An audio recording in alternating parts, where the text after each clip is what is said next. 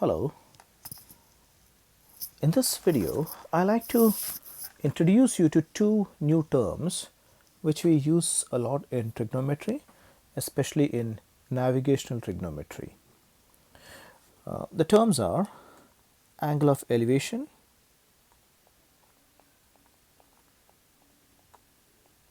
and the angle of depression.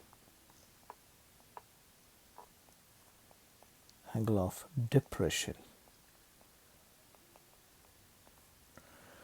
Now, it is simple. Generally, when we stand, let's take that. I have my good friend standing over here, and he stands over here. Okay, and there it is. And when he views something from his position, this is his reference line.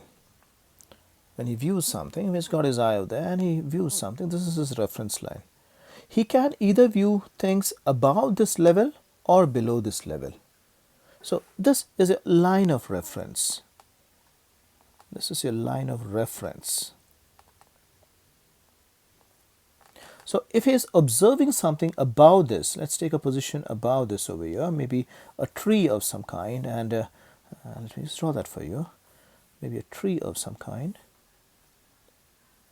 or a tower of some kind. So here it is. So we have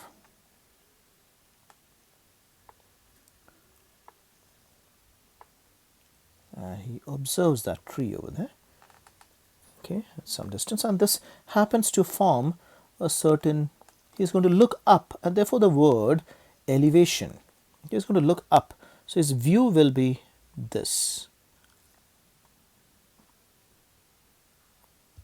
Okay, so he has to look up from his reference a little higher.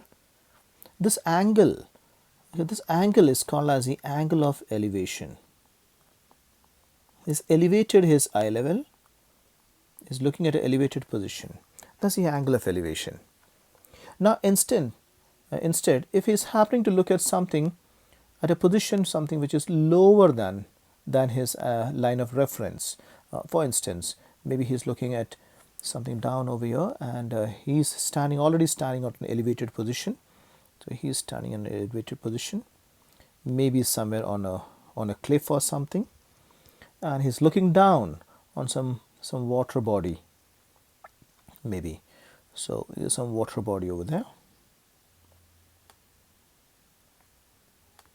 Okay, there is some boat over there, whatever it is. This may be, okay, some boat or some sort, and he looks down over there, and there is this boat coming in the picture, and there it is. Okay, and looking down on it, he forms an angle.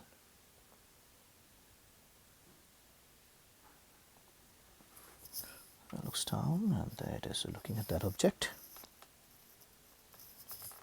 Pardon me on that, I'll have to arrange that. Yeah, he looks there. This angle that he's just formed, okay, this angle that is formed in reference to the angle of or the line of reference, this angle is called as the angle of depression, because he's looking down into a valley now. Angle of depression. Of course, you can use any notation to represent the angle. Generally, we like these people in mathematics, they like to use theta as an angle of elevation, or any of the angles may be represented by a letter called as theta. It's a Greek alphabet for that matter.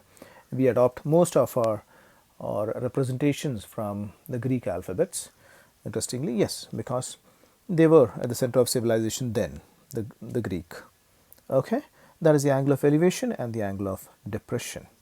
Okay, thank you.